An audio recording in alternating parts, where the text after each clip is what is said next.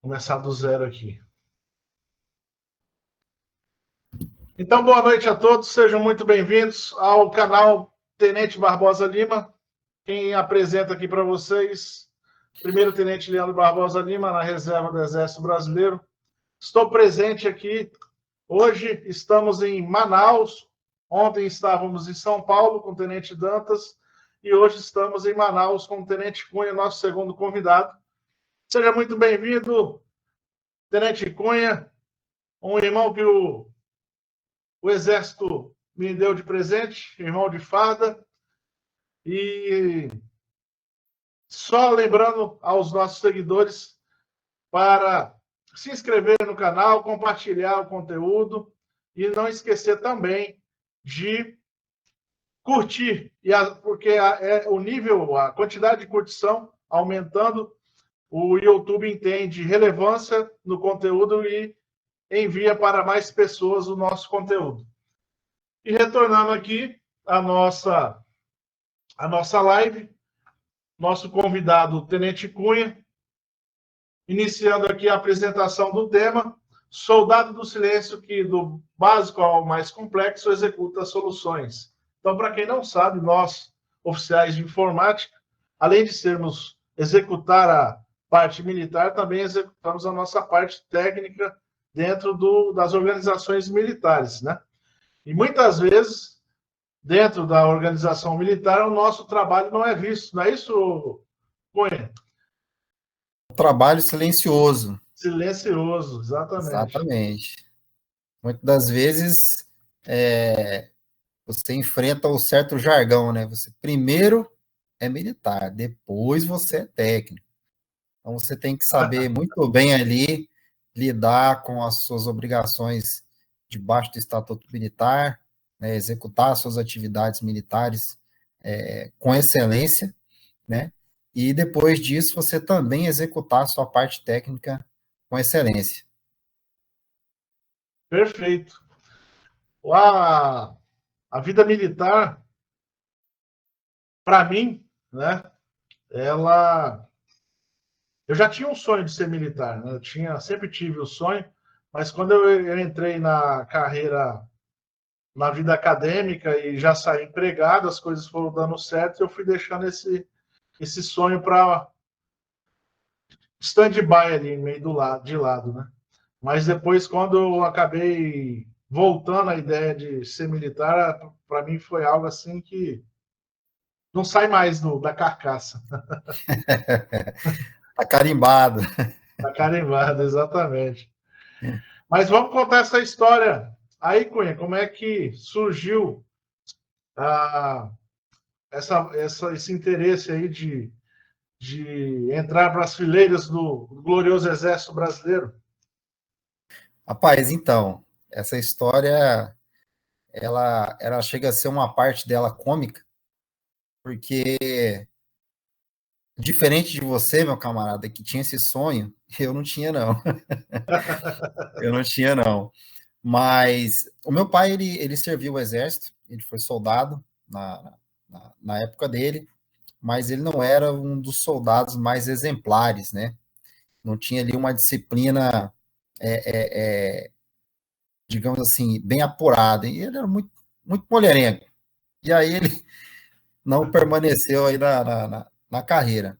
Mas uma pessoa que sempre admirou o Exército, a forma como ele forma o cidadão, e ele pegou e transferiu esse desejo para mim. Pelo menos essa é a história, um pouco da história que eu escutei da época dele de militar. E na nossa família, a gente eu tenho primos que foi praça e saiu capitão, né? Infelizmente não está entre nós hoje aí, mas foi um militar muito distinto, né? Então, quando eu fui me alistar, eu fui dispensado por excesso de contingência. Eu morava no interior de São Paulo e lá só tinha uma delegacia, então não tinha quartel para mim. E a ideia era que eu me mudasse para Araguari para servir no batalhão de lá. Então, esse era o desejo do meu pai, né? Mas eu não fiz. Ele me cobrou atitudes, né? Falou, e agora, como é que você vai fazer da sua vida? Você não quis servir o exército, agora você tem que fazer uma faculdade, você está sem estudar. E aí eu fiquei com aquilo, eu fiquei bem chateado com aquilo e, cara, nunca quis servir o exército, né? Do lado da minha família, os meus pais foram separados, e do lado da minha família, que eu morava com a minha mãe, a gente não tinha muito esse contato com o exército. E quando eu vim embora para Manaus em 2005, já trabalhava com informática, já tinha 2 anos que eu atuava na área, e comecei a estudar e seguir minha vida, né? Então, depois de um tempo, eu não estava muito contente na empresa em que eu trabalhava. Estava passando por algumas situações que não me agradavam, e a minha esposa, naquela fase de concurseira, né, pega e me fala, olha, sai um edital aqui para técnico temporário do Exército. Por que você não faz? Eu falei, não, rapaz, isso é Exército. Ela, não, faz, você vai ver, a vida pública é boa. Eu falei, rapaz, vida pública, rapaz, isso é Exército. Não tem negócio de vida pública.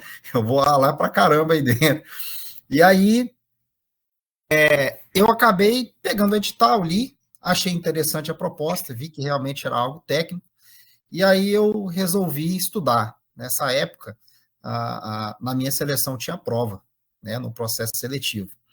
E aí eu taquei a cara nos estudos. Estudei vários conteúdos, treinei prova, e aí eu passei em todas as fases, né? Documentação, teste físico, conhecimento, e eu ouvi uma frase muito interessante de um major, que era que chefiava a comissão de seleção na época, na 12ª Região Militar, isso em 2011, ele falou assim, olha, agora vocês vão entender o que é estar dentro da bolha, né? E depois que eu entrei no estágio, ainda pensei em alguns momentos, falei, rapaz, o que eu estou fazendo aqui? Mas com o passar do tempo, você vai conhecendo, você realmente vai entendendo o que é essa bolha, e algumas coisas fez sentido para mim, eu comecei a gostar de estar no meio, e acho que essa paixão militar, ela surgiu mesmo depois que eu entrei, né? As pessoas falavam, cara, você tem todo o perfil, vai lá, você vai dar certo, você é uma pessoa disciplinada, você é um cara metódico, né? Gosta das coisas tudo certinho, cumpre horário. Cara, tem tudo a ver contigo. Eu falei, tá, então vamos lá. E aí, realmente, gostei muito depois que passei a conhecer, né? E hoje são saudades, né? De tudo, cara, de tudo. Tudo que eu passei lá dentro foi uma experiência incrível. Ô Cunha, só para a gente deixar um pouco mais transparente aqui para os seguidores que não são militares, esse processo de oficial técnico temporário, ele ocorre todo ano pela região militar, não é isso? Isso. Basicamente, todas as regiões, né, As regiões, que elas abrem vagas fazem.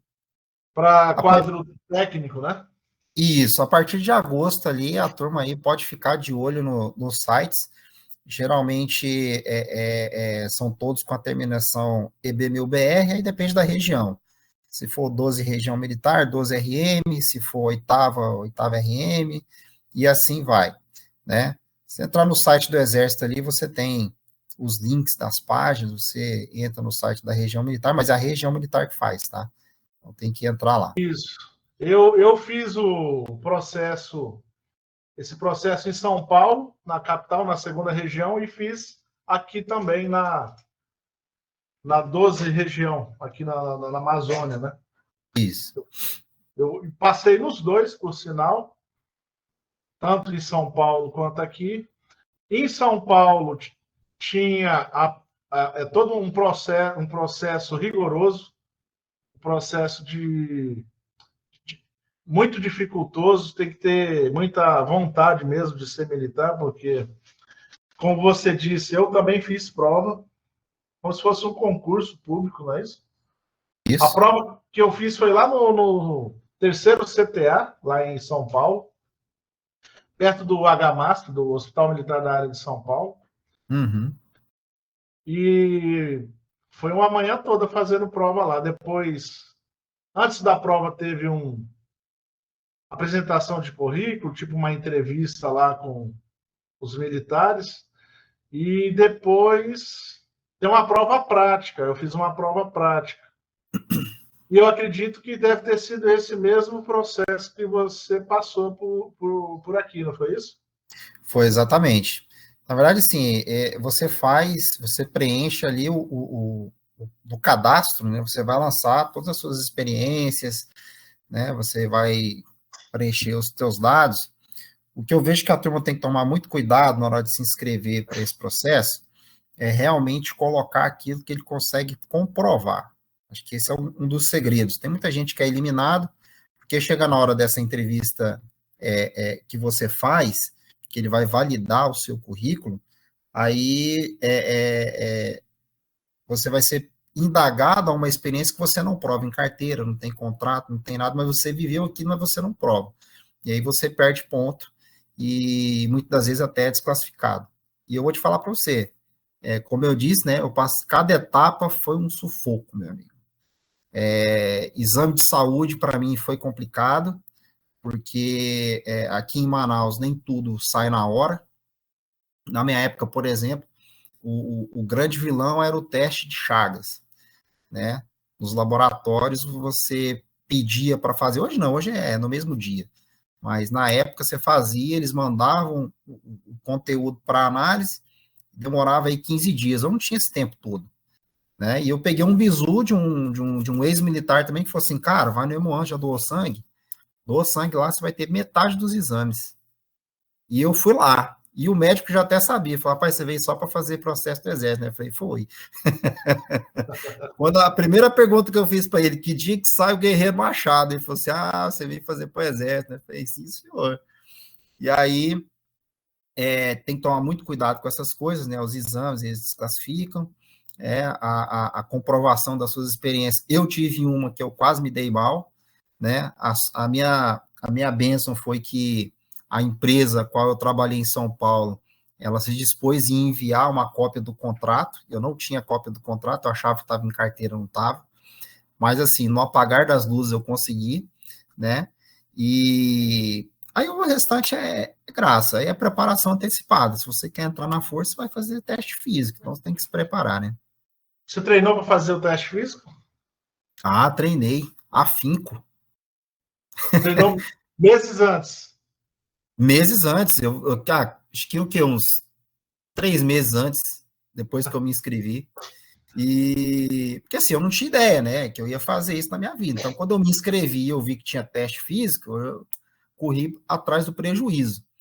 E assim, eu a minha vida esportiva, antes de chegar em Manaus, eu era ciclista, né? Então, eu tinha um certo preparo, mas a minha vida em Manaus não foi muito no esporte, então eu estava meio sedentário nessa época. Então, eu sofri, viu?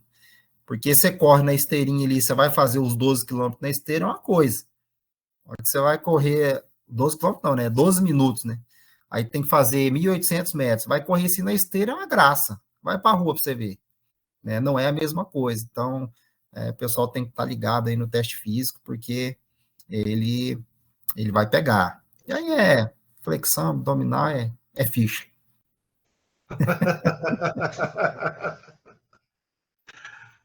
Ô, Cunha, e a prova prática? Deu, queimou muita papiro, teve muito papiro, ou você. Cara, eu vou te falar para você, todas as questões que eu respondi em algum momento quando eu estava estudando. Então, para mim, foi moleza. Eu peguei muito sites de questões de outros concursos e fiquei respondendo, cara. Eu não fiquei estudando conteúdo, não. Eu fiquei estudando pergunta, né? Questionário. Fui lá, ia lá, respondia, não sabia, errava, ia ler o conteúdo lá, discussão, para saber por que eu errei. E no fim das contas, eu ainda errei duas, mas acertei praticamente aí 80% da prova, Eu, né? eu, eu estudei pela prova do QCO de informática. Cara, eu também estudei. Eu esperava que ia cair alguma coisa de lá, mas não caiu nada. Não caiu nada. Estudei muitas provas de lá. e realmente é um nível bacana, tanto que eu cheguei a tentar fazer o QCO 2 vezes, uma eu fui bem mal, e a outra, cara, eu passei raspando, viu? Acho que se eu tivesse acertado mais umas 2 questões ali de geografia, eu tinha conseguido, mas eu não consegui não, que foi no último ano, né? Praticamente, eu já estava com 35, ia fazer 36, e aí você não pode mais, né? Então, na Isso. minha época, o máximo era 36, porque aí você tem Agora que engajar com reduziu para 37. 32, não foi?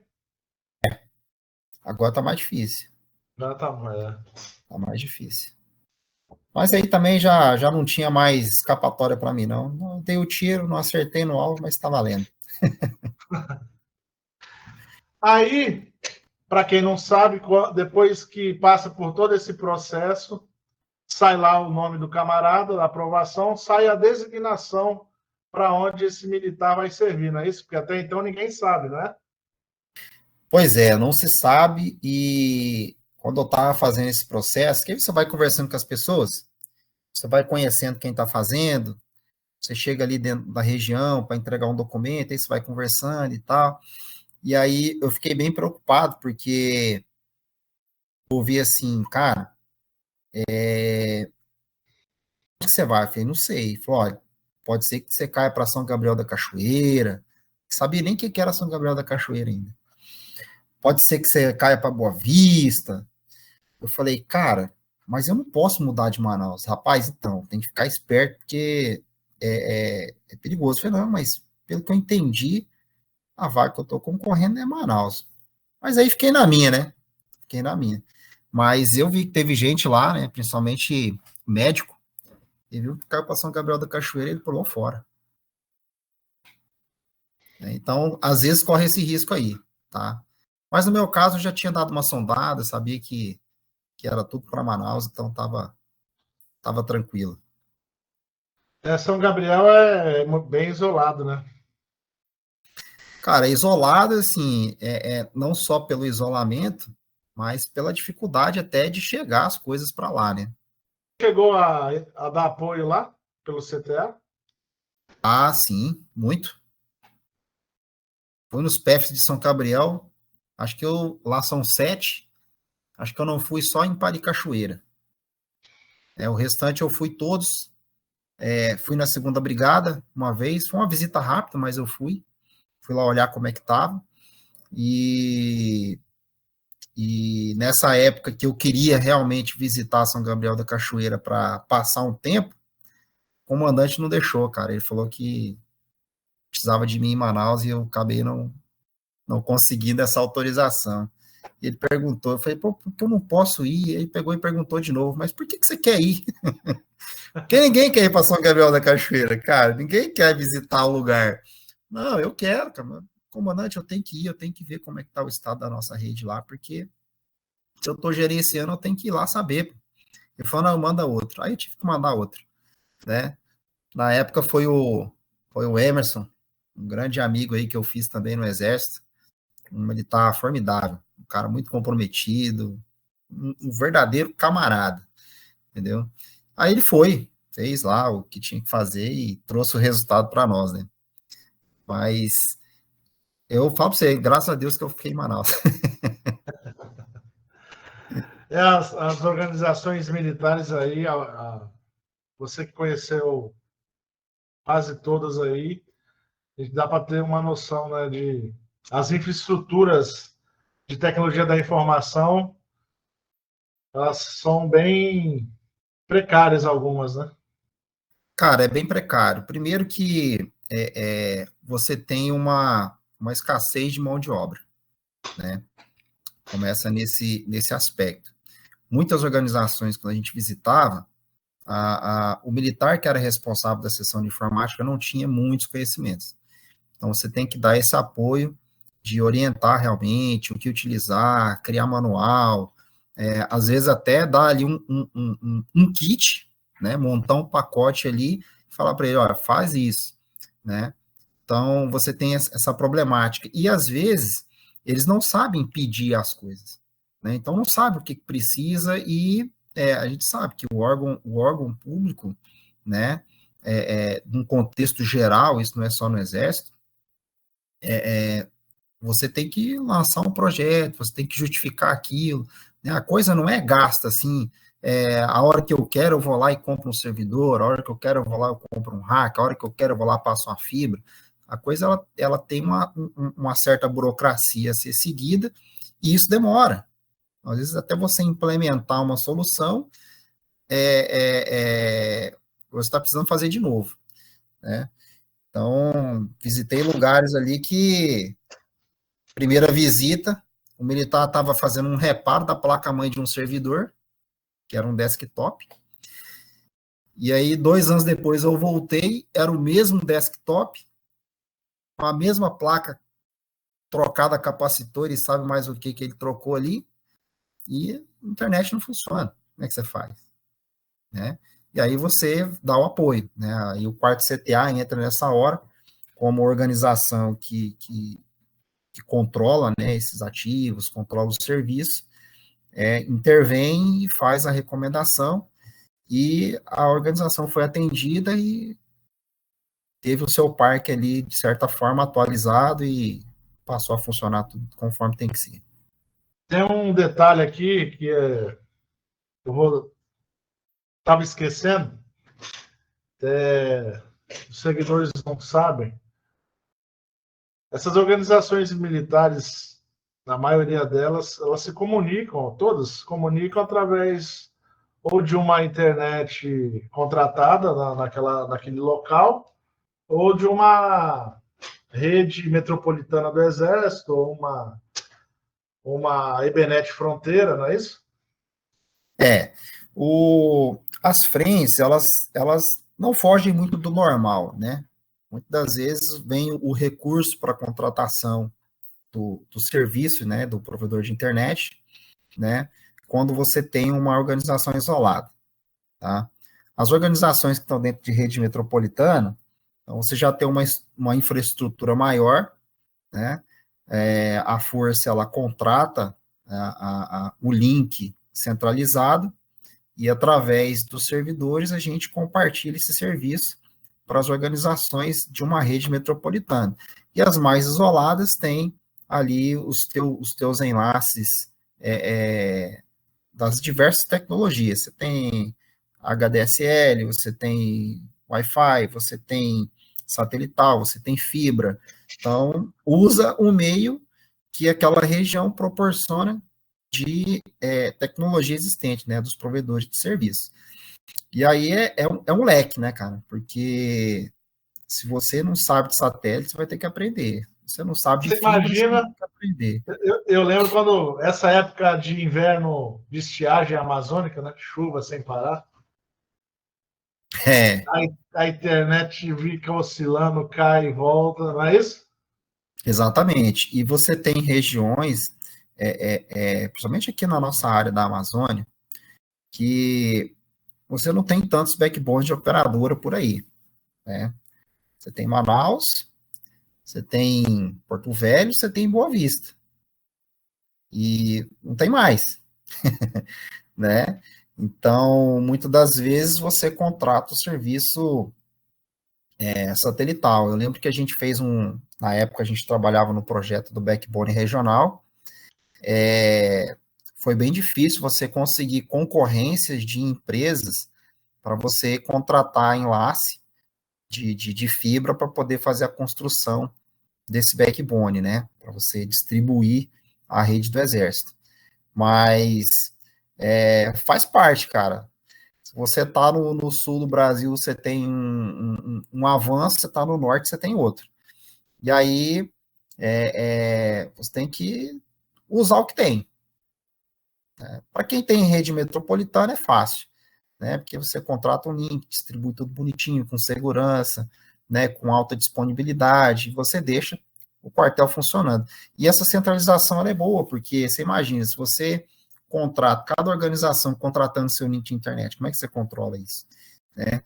Então, a parte do controle, segurança, para não deixar acontecer uma intrusão, um vazamento de informação. Então, na época que eu saí de lá, estava sendo construído aí uma infraestrutura de comunicação excelente, cara, no Exército. Então, mudou muito, né? Da época que eu entrei para a época que eu saí, mudou muito, né? Que era bem descentralizado, era cada um tinha a sua, né? E aí o Citex, na época, que é vamos assim, o orquestrador ali do centro de telemática, ele fez uma boa assertiva de centralizar tudo isso daí. Mas é um desafio muito grande, viu? É porque cobre uma área muito grande, né? Cobre muita área, é uma área Ah, muito grande. E espalhado, né? Não é perto. exatamente. Você não chega, às vezes não chega no mesmo dia no local, né? Não chega. Eu lembro que eu cheguei a chefiar um plano muito interessante que era o apoio conjunto, né? Porque o apoio conjunto você tem os voos da FAB. E aí você tem que planejar isso, ó, para você ter uma ideia, você tem que planejar isso 2 anos antes. Tá? Então, se eu quiser visitar um lugar, eu tenho que planejar ali muito bem feito, porque você pede, daqui 2 anos o seu pedido vem, né? Ou então você aproveita, né, os voos que também existem, né? Porque existem as visitas de orientação militar, que o As comandante hot, vai, e exatamente, aí você aproveita, né, coloca dentro do plano e consegue fazer as manutenções que precisam ser feitas, entrega de equipamento, enfim. Aí é realmente aproveitar as oportunidades e tem que estar por dentro do que está acontecendo na UEM distante, para você saber o que você tem que demandar para lá. mas, Cunha, a gente entrou aqui na live, já atropelando tudo. Vamos só, dentro do contexto, vamos só explicar aqui como é que você foi, quando você foi designado para o CTA, com a sua expertise, com a sua experiência, você ficou em qual seção, em qual departamento no CTA? Inicialmente, eu comecei na seção de projetos. Na empresa que eu trabalhava, já aqui no Polo Industrial de Manaus, eu era analista de negócios. Então, essa era a minha vida, né? Projetar soluções para atender as empresas do Polo. E aí, nessa entrevista já pessoal com o comandante, porque até então você também não sabe o que você vai fazer lá, né? Quando você faz um processo que você vai para uma OM, você já sabe que você vai ser alguma coisa da seção de informática. Agora no CTA não, porque o CTA ele é só de informática. E aí você tem as ramificações lá dentro. E aí eu estava numa pegada dessa de projeto, documentação, né? Estudar a tecnologia, implementar. E aí, nisso eu fiquei os 2 primeiros anos na seção de projetos. E aí fiz projeto de rede metropolitana, fiz projeto de telefonia VoIP, né? Fiz projeto de interligação da rede metropolitana, trabalhei no projeto de construção do provedor regional de internet, que foi que eu estava falando, essa centralização da conexão de internet através do quarto CTA, sem precisar depender de uma operadora, né? E aí, esses foram os 2 primeiros anos que eu comecei dentro do CTA. Aquela rede metropolitana de Porto Velho, você teve participação nela, então. Cara, a de Porto Velho, eu cheguei, ela já estava escrita, né? Praticamente o que eu presenciei foi a compra dos equipamentos já. E ali, cara, por incrível que pareça, teve um erro, tá? Porque quando compraram os equipamentos, houve uma confusão e ele foi comprado tudo Layer 2. Vixe, Ele era, digamos assim, ele era um Layer 3 limitado, tá? O modelo do switch da HP que foi adquirido. E aí você não tinha roteamento SPF. Tanto que a rede lá, o roteamento dela foi feito na mão, cara. E isso era muito ruim, porque cheguei a pegar, depois que eu saí, alguns problemas que eu cheguei a ajudar as pessoas que estavam lá naquela época, porque era manual, então você tinha que conhecer a rede, saber as rotas, como foi escrito, documentação, tudo, para poder configurar. Eu não sei como é que está hoje, né? Se houve melhorias, se trocaram todos os equipamentos, mas o fato é que teve essa confusão aí, e aí eram equipamentos bons, porém, em termos de recurso, ele era limitado. E aí foi uma rede bem complicada aí de montar. E uma coisa que era para ter existido lá era a redundância através de uma segunda tecnologia, porque você tinha a fibra, e a ideia era ter a fibra aliada a um enlace via rádio, porque tinha muito rompimento de fibra lá, né? Então, isso era um problema sério. E aí a gente não conseguiu fazer isso aí do rádio. Mas eu peguei já meio que o bonde andando, então eu sei mais ou menos que eu peguei o bonde andando, né? Então, depois eu trabalhei só na manutenção. Aí já foi em outro momento, foi outra. Aí eu saí da seção de projetos, fui para a seção de gerência de redes, e aí teve uma divisão lá dentro, que foi a divisão que a gerência de redes, ela era muito sobrecarregada. E aí passou a existir a gerência técnica e a gerência operacional. A gerência técnica trabalhava da fiscalização dos contratos de tecnologia e a gerência operacional fazia a manutenção do parque. E eu trabalhei nas duas, né?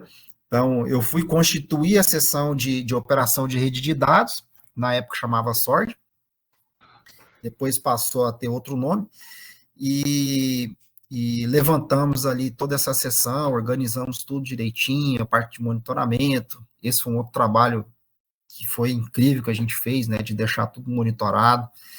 E aí chegou um certo momento que precisou de alguém assumir a seção de gerência técnica, que era dentro da divisão onde eu já tinha passado, que era na seção de projetos.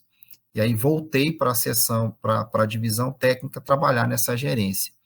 Aí foi quando eu tive mais contato, inclusive, com todas as unidades. Aí foi a parte que eu te falo para você que foi o meu ápice, né, dentro da carreira, dentro do quarto CTA, porque aí foi quando eu passei a conhecer de perto as unidades.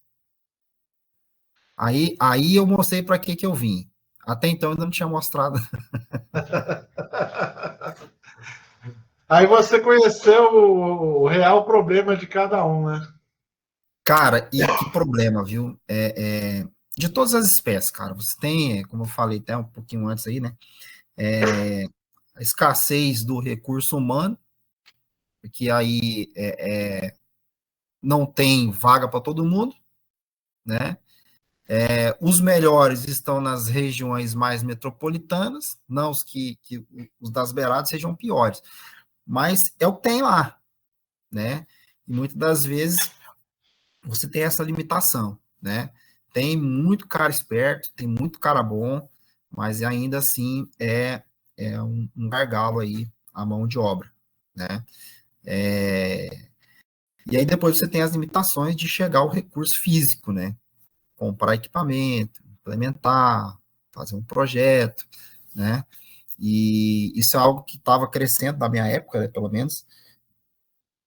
Os comandantes, eles vêm uma dificuldade e a gente lança as propostas, né? Então, tive excelentes comandantes que desenharam pacotes para atender as unidades que eram muito úteis, né?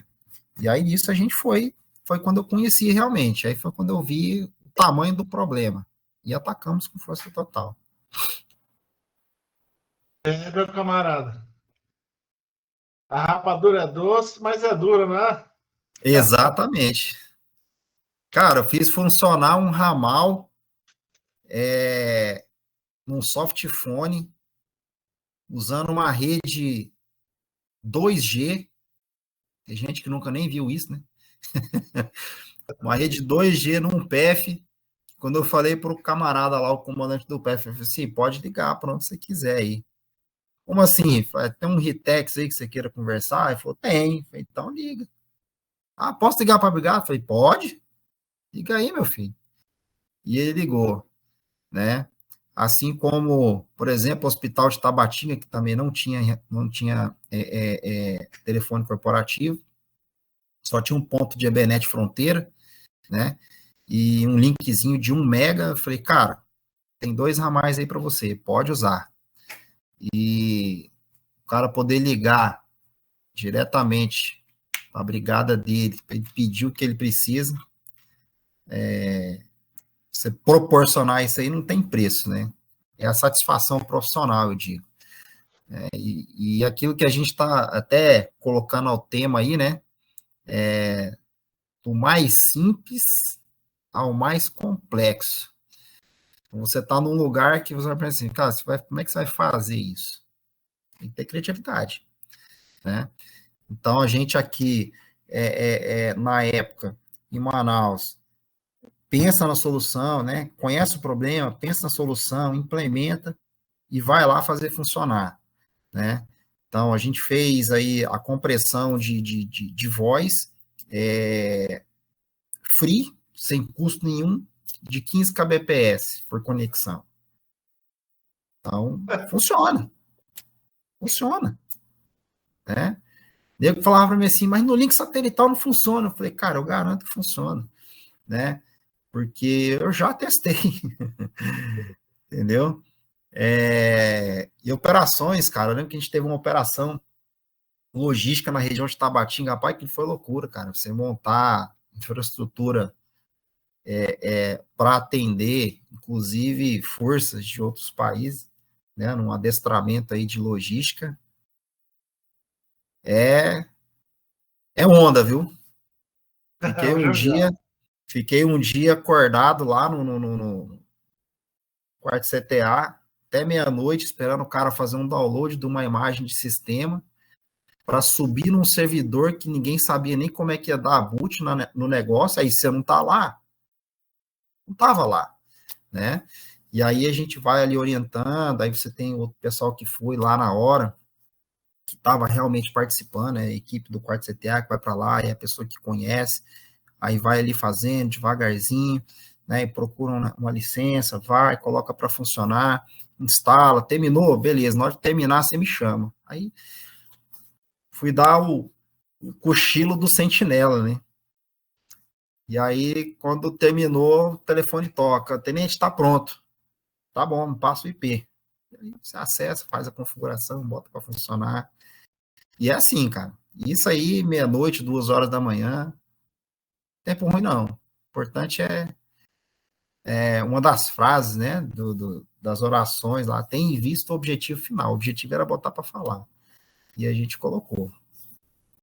E esteja preparado para o desconforto, não é isso? Aprenda a aceitar o desconforto e a fadiga sem queixar-se. Tem visto o objetivo final. Eu costumo,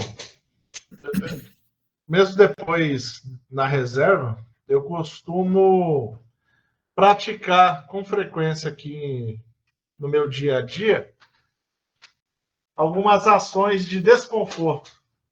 Às vezes eu levanto mais cedo, saio para dar uma corrida aí na rua, às vezes tomo um banho de água congelada, sai um pouco do conforto. O conforto deixa a gente fraco, né? Então, o ideal é a gente estar saindo da zona de conforto com frequência, para criar ali resistência, né? Cara, eu costumo dizer o seguinte, quando você está ali numa posição em que você tem tudo perto, você não tem ideia do que o outro do outro lado está sofrendo, né? Então, quando você sai, por exemplo, o cara que serve aqui na Amazônia, o cara está aqui em Manaus, né? O cara sai daqui, vai bem ali, Boa Vista, né? Mas é perto, né?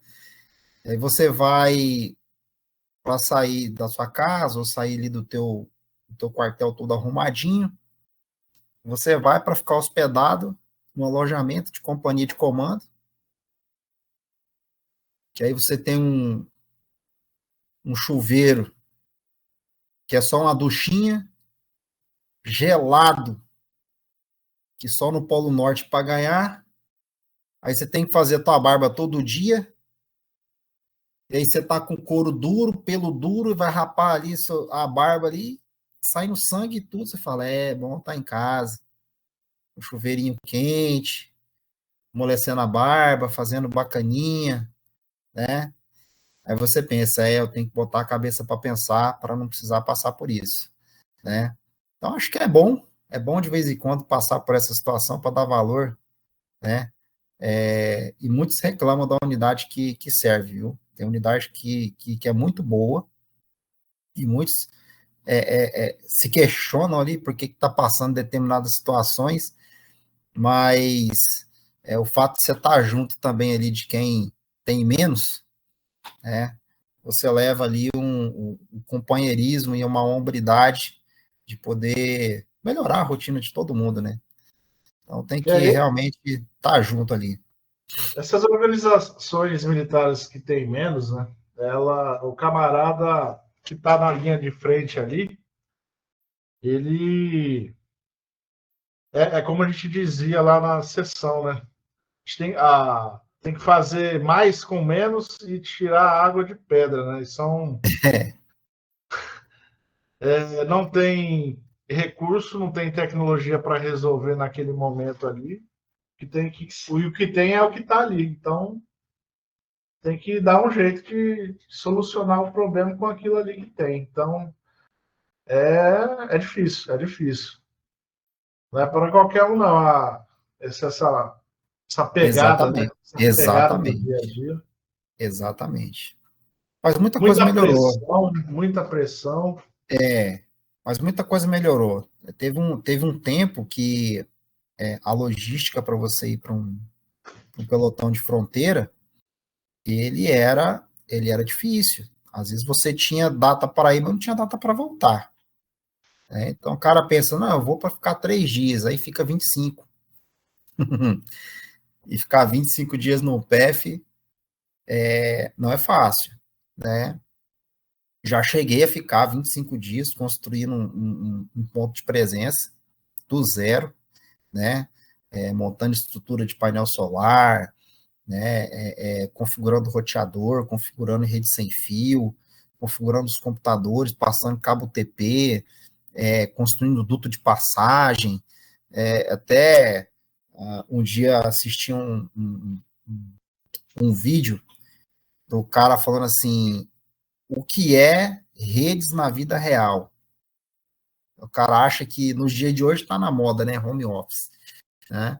Mas infraestrutura, não tem jeito, cara. Não tem como ser 100% home office. Uma hora você vai ter que pegar na coisa fisicamente, né? Então, uma hora eu estava em Manaus, home office, né? Digamos assim, o quartel é a nossa casa. Então, estava ali home office. E quando você chega lá na ponta da linha, você precisa construir, né? Então, vai ter uma parte que vai pegar no braçal, no pesado, e tem outra parte que você vai ter que usar o intelecto. Então, quando você chega nesse lugar, você tem que realmente estar preparado, você tem que ter conhecimento para você trazer uma solução. Ô, Cunha, o data center lá do CTA, ele onde fica o suítes é separado do data center? O armário do suítes é separado, fica em outra sala do, dos data centers ou fica na mesma, tudo num local só? Cara, lá a gente tinha um data center único, né? Depois a gente construiu um segundo, né? E a ideia era usar já essa prática, você ter uma área de facilities, né?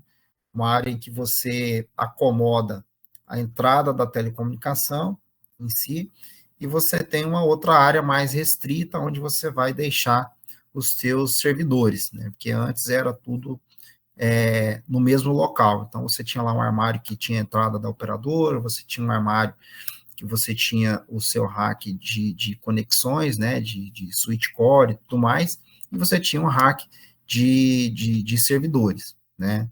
Depois veio os backbones nacionais e regionais, você tinha um armário dos backbones nacionais e regionais, que é essa estrutura do Exército que foi construída, né. O Exército hoje, ele é uma organização que ele tem a sua rede própria, né. Em vez de eu receber um endereço da operadora, eu propago o meu endereço para a operadora, né. Então, quando você está na sua casa tentando acessar um site do Exército, você está acessando como se você estivesse buscando isso fora da operadora, né. Então, não é a sua operadora que entrega esse endereço, né. Então, é o contrário, né.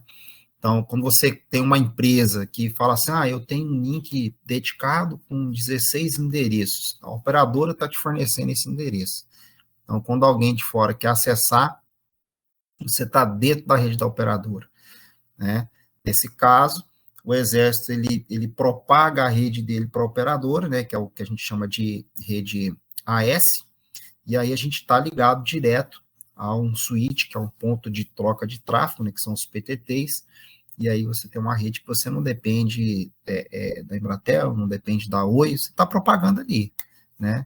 Você só vai ficar fora se o seu data center ficar fora também, né? Então, isso aí foi muito legal, e aí a gente fez toda essa estrutura aí para poder abraçar todo esse equipamento, essa conectividade que foi criada e desenvolvida lá dentro. Essa ligação entre o armário de comunicação e o data center, onde ficam os servidores, ela é feita via fibra? Via A fibra. conexão dela via fibra. Via fibra, né? A gente tem, no data center antigo, por exemplo, e deve até funcionar ainda, algumas conexões, ela vai por cabo UTP mesmo, né? É perto, né? Querendo ou não, na época não justificava ainda, porque o throughput do cabeamento, né, era suficiente, né? Depois a gente passou a criar algumas conexões de fibra, né, substituir o cabo por fibra para serviços que exigiam melhor performance, exigiam mais largura de banda ali de tráfego entre os equipamentos, mas uma parte deles também era cabo UTP. Aí, conexão giga, então você faz ali uma agregação de interface, né, como a gente tinha agregação na rede SAN, apesar de ser uma rede cabeada, você tinha uma agregação de switch que eu deixava as duas portas funcionando como se fosse uma. Então, você tem ali uma proteção contra uma falha, né? Se uma interface falhar, a outra assume, e você tem a soma ali, você tem uma largura de banda maior para se comunicar entre dispositivos, né? Então, era bem misto, né? Não tinha nada assim muito, isso aqui tudo vai ser só fibra, não tinha, dependia muito do que estava rodando ali no momento, né? Eu imagino a trabalheira que deu para chegar no que está hoje, né? A gente tinha, por exemplo, no chassi de switch core que a gente tinha, né? Aí lá 100% fibra, né? Porque recebia toda a rede metropolitana, concentrado nele. Então ali eu tinha realmente um armário dedicado, com tudo fibrado, então nada saía metálico, né? Nem tem como, né? Porque por causa das distâncias. Mas tinha muito link rádio, que aí depois sumiu os link rádio, ficou tudo por fibra, Eles né? usavam alguma Chegamos, hiperconvergência, algum servidor de hiperconvergência, alguma coisa desse sentido? Não, né? cara, eu cheguei a começar a fazer algo parecido quando nós implementamos o Proxmox como servidor de virtualização, né? Porque convenhamos, né? VMware é uma excelente solução, agora adquirida aí pela Broadcom, né? O que já era caro, agora vai ficar mais ainda, né? porque a proposta deles para a VMware é diferente do que vinha sendo feito, né? Você põe um ambiente mais de cloud computer, então um negócio ali mais robusto. Então, a tendência é que você tenha ali uma solução menor, uma solução mais corporativa, até um pouco mais cara, né? E aí, nessa época, a gente começou a estudar, a fazer essa hiperconvergência, só que, como a gente já tinha storage, tinha tudo, então a gente não criou cluster de hiperconvergência, mas chegamos a criar, assim, ali um ambiente para fazer a troca, né? Migrar o que estava em VMware e em Citrix, né? E migrar tudo para o Proxmox. Então, eu criei um ambiente com os servidores que tinham, na época, que estava até já entrando em desuso, consegui fazer um storage distribuído ali para poder comportar tudo, e a gente foi fazendo essa migração. Mas, basicamente, a gente ficou naquela ideia tradicional de servidor, storage, e aí você tem ali alta disponibilidade configurada, você tem live migration de VM funcionando, você tem redundância de disco RAID 6, você tem 2 grupos de disco, caso uma falha, outra assume, você tem backup, você tem 2 interfaces de controladora, 4 conexões de fonte, então, assim, fica um negócio parrudo, né? Então, a gente conseguiu deixar tudo isso aí funcionando. Sem contar que a gente tinha Blade também, né? A gente tinha uma Blade da HP lá, um equipamento de excelente performance, né? Que aí foi utilizando até chegar na vida útil de obsolescência, né? E eu Vocês sei que chegaram a na trabalhar com Nutanix, não? Não, chegamos a receber algumas recomendações, a gente teve alguns workshops que foram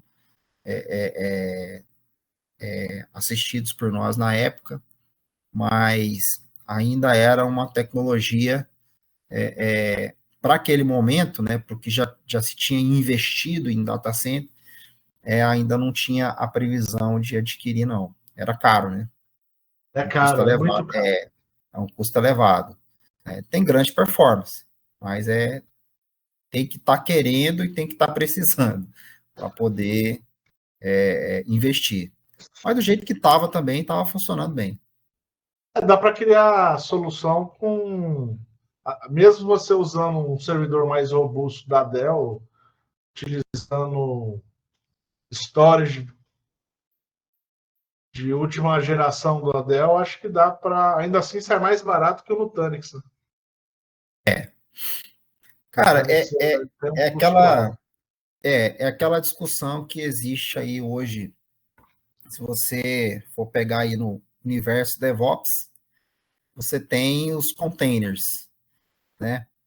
Aí você vai ter quem diz assim, mas justifica, porque o container tem uma forma de trabalhar que é mais efetivo, que é mais rápido, né? Você consegue dar um suporte mais rápido do que uma VM, né?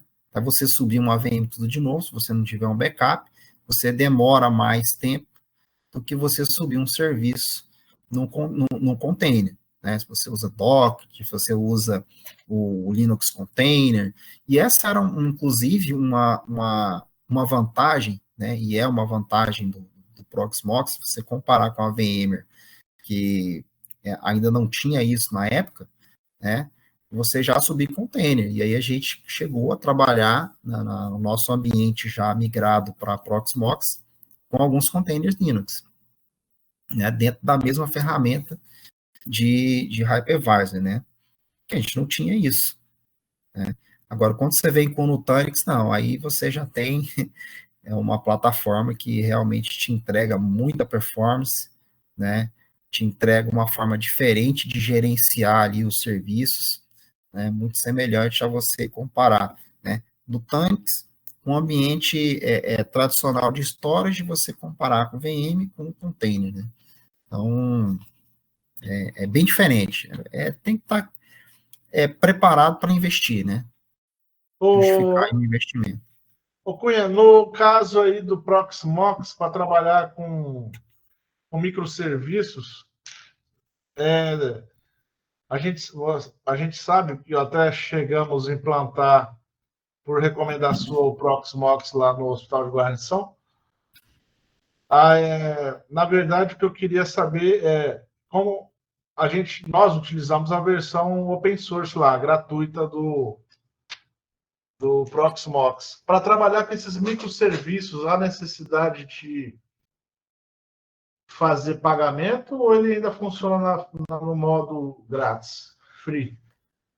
Cara, acho que é até interessante, né? Que o Proxmox, assim, ele é, de certa forma, ele é free, né? Você não precisa pagar uma licença para ativar o sistema, né? Como você pega ali na VMware, você ativa o uso do sistema por núcleo de processamento. Mas, como todo o universo Linux, né? Se a gente for parar para pensar, então você tem desde da distribuição Debian, que é uma das mais antigas, né? Debian, Slackware, que hoje tem grande performance de servidores, né? Quando você vai trabalhar com isso. E você tem um Red Hat, que aí você tem a versão. Na verdade, o Red Hat nem tem mais, né? A versão standard, né? Você tem a versão Enterprise. Mas você tem o CentOS, que é a versão free do sistema, né? Preciso pagar? Bom, depende do tamanho do seu conhecimento e depende do seu ambiente. Se você tem um ambiente crítico e você não tem todo o domínio da solução, eu recomendo você pagar uma subscrição do Proxmox, até porque você tem um repositório diferenciado, que você recebe atualizações de segurança com maior frequência.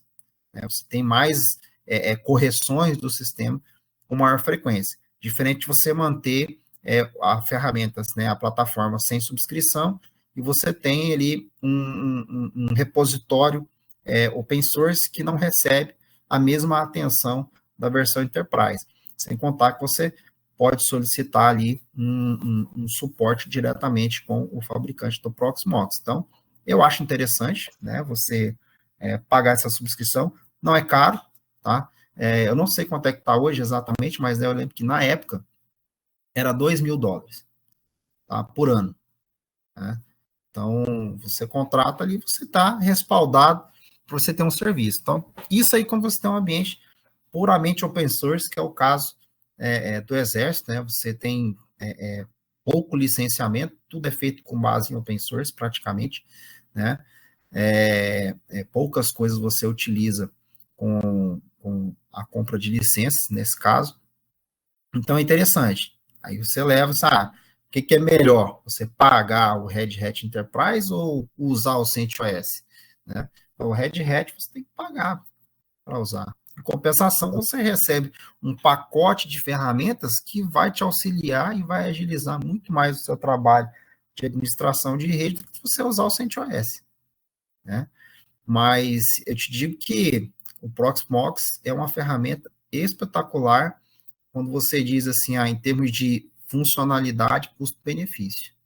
Né? Entrega realmente, ali mesmo na versão gratuita, né, sem você pagar a subscrição, você recebe um conjunto de soluções que funciona muito bem. Mas você tem que dominar a ferramenta. Essa subscrição, ela não é a licença de uso ou é o suporte para usar a ferramenta? Suporte. É o suporte. Não tem licença de uso, não, para o Proxmox. Entendeu? E hoje, com esse advento aí da venda do VMware, rolou muito burburinho, né? E agora, como é que vai ser? Vamos migrar para Proxmox, né? O que vai ser aí o futuro, né, do VMware no meu data center, né? Hoje eu estou numa empresa que nós temos 4 clusters de VMware, né? É uma estrutura bem grande. Se eu fosse contar a quantidade de VMs, eu tenho em torno de quase 700 VMs rodando, né? Muita coisa. Eu não sei tudo decorado, tem dia que eu fico perguntando que servidor é esse aqui, que eu não sei o que está rodando lá dentro, né? Mas, assim, a gente tenta manter o mais controlado possível, né? E assim, se você me perguntar assim, a experiência que eu tive com o Proxmox de implantar dentro do Exército, e você trazer isso para um ambiente corporativo privado, você se sente seguro em utilizar a ferramenta? Totalmente, né? A gente está passando por uma experiência, né? Eu tenho passado por uma experiência com hiperconvergência no VMware, e, cara, conhecendo o que eu já conheço de virtualização no Proxmox, eu me sinto até muito mais seguro usando o Proxmox do que o VMware, pra ser bem sincero. É muito sensível, cara. E a forma como ele orquestra tudo, né? Você tem que estar sempre atento às manutenções recorrentes, a avaliar a integridade do sistema, né? É, é um mecanismo que você, até para desligar, você tem todo um protocolo para seguir, né? Não que você não tenha que fazer isso usando o Proxmox, mas é bem mais complexo do que o Proxmox, eu acho. Né? Então, a experiência que eu tive com ele foi muito interessante nesse sentido. Como é que vocês estão fazendo com essas 700 VM no caso de redundância? Cara, a gente tem backup também do VMware, né? A gente usa o Vim Backup. E aí é muito fácil, né, cara? Você vai lá, seleciona sua infraestrutura e manda fazer backup. Vocês fazem a cópia de todas as VMs? Não, a gente faz a cópia dos serviços críticos, né? Banco de dados, principalmente. Aí eu tenho backup de dados, né? No caso, os dumps. E eu tenho ali Aí os dumps eu tenho cópia até 5 anos, né? De versões. E no caso da VM, a gente faz backup ali, talvez 1 ou 2 backups ali, né? Versões de backup, que é só para poder restaurar a máquina no caso de um incidente, né? Isso e aí a está gente vai. tudo automatizado já, não? Tudo automatizado. Tudo automatizado. A gente já fazia os backups automatizados no Proxmox. Eu lembro que teve uma visita de um coronel no quarto CTA, quando a gente falou que era automático, ele não acreditou, não. Mas como você conseguiu? Eu falei, a ferramenta está aí, tem que saber mexer, né? Porque houve relatos dentro do Exército de OEMs que utilizaram o Proxmox com né, fazendo storage distribuído usando CIF, e a OEM perdeu tudo, né? Então, perdeu porque não tinha backup, perdeu porque não soube operar a ferramenta da forma correta, né? Talvez não por negligência, mas por alguma limitação, né? E aí realmente é muito complicado, você tem que saber o que você está fazendo, tá? Porque quando você fala desse tipo de solução, você tem que ter um failover também interessante. Você tem requisitos mínimos de sistema. Você não pode montar uma hiperconvergência com menos de 4 servidores. Se o limite é 3, você tem que ter pelo menos um a mais, né? Porque se você tiver um incidente de falha de hardware, como é que você vai manter o seu parque funcionando, né? E aí a gente mantém tudo isso aí, tudo automatizado, todo dia faz o backup direitinho, informando, recebendo alertas, e aí a gente vai trabalhando. Essa parte de segurança lá na empresa que você está hoje, existe ali uma camada de segurança, existe uma equipe de segurança que faz essa proteção da infraestrutura? Cara, existe, né? Como qualquer outro ambiente, no caso de multinacional, a gente tem uma matriz que direciona as políticas, o que tem que ser feito, as ferramentas, faz análise de vulnerabilidades. Eu lembro que na época que eu entrei, no Brasil tinha uma certa defasagem, até por conta de projetos de software que a gente desenvolve lá para a própria indústria. Por exemplo, se eu fosse questionado se eu tenho uma análise de SAST, DAST, eu não tinha, né? E aí eu recorri a conhecimentos que eu adquiri dentro do Exército, que a gente já tinha isso, né, aqui no quarto CTA, que você tinha uma seção de segurança exclusiva para fazer isso, e aí eu peguei algumas ferramentas dessa época, apesar de não atuar na seção de segurança, mas eu sabia que existia. E aí eu falei, olha, vamos rodar aqui e vamos ver se a entrega do software que a gente está comprando está contento, porque é um software que eu ia atender o público externo, e a gente rodou, pegou vulnerabilidades, né, fez um relatório, e antes de receber o software, a gente fez a empresa atualizar a versão do componente que ela usava dentro da ferramenta, que é o web, né. Mas a gente tem, sim, uma empresa né, um setor nosso, no caso lá, que regula isso tudinho, né, e a gente tem as ferramentas, né, as análises de vulnerabilidade dentro da empresa. Hoje, aqui no Brasil, a gente usa o Azul, que é uma ferramenta open source, para poder fazer análise de vulnerabilidade, mas fora a gente tem o Nessus, que faz essa análise. Até essa semana eu recebi um e-mail do nosso time de Taiwan para fazer umas melhorias que eles pegaram lá na nossa rede, poder deixar um ambiente mais seguro. Nesse caso aí da segurança, você tem pentester lá? Nós Existe temos, analista a de gente, pentester lá? não temos um analista de pentest, né? Até porque, por uma questão de peculiaridade do serviço que nós fazemos, né?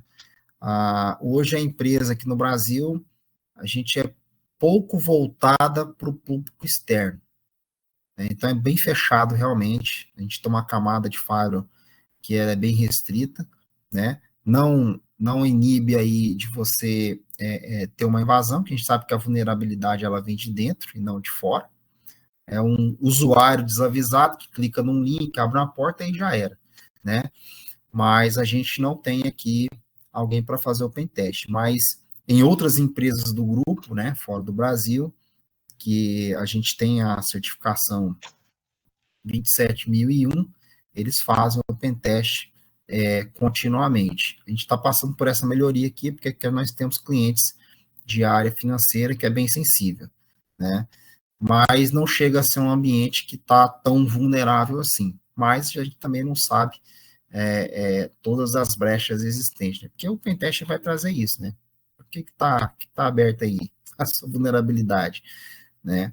A gente tenta trabalhar com uma boa prática, mas na prevenção, né, para evitar alguma coisa futura, mas a gente não sabe, né?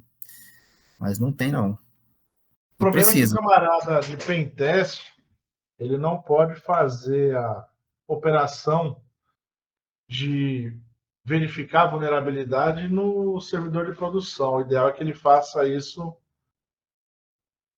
em um servidor separado. Faça a cópia das VMs e teste isso separado para, se caso que normalmente dá problema, se der algum problema, ele não rebenta tudo ali, né? Então, é uma operação bem crítica, é difícil de fazer. A gente chegou a um tempo atrás, mais ou menos aí um ano atrás, correr atrás de empresas para poder fazer essa análise. Cara, a gente achou de tudo, né? A gente achou desde empresas que prestam um serviço ali completo, até empresas que realmente oferecem o básico, e preços também de todas as medidas, de 50 a 250 mil reais, né? E também achamos excelentes empresas que conseguem te oferecer, porque aí depende muito da ferramenta, né, que a empresa vai utilizar, né? Mas apresentou, assim, propostas fantásticas para poder fazer pentest periódico, né? Para estar sempre avaliando se o ambiente, se surgiu alguma vulnerabilidade, se alguma brecha ali ou não, né?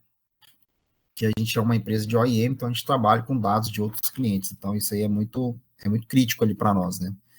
E a gente sofre auditoria direto. Então É tem que estar auditoria externa ou interna?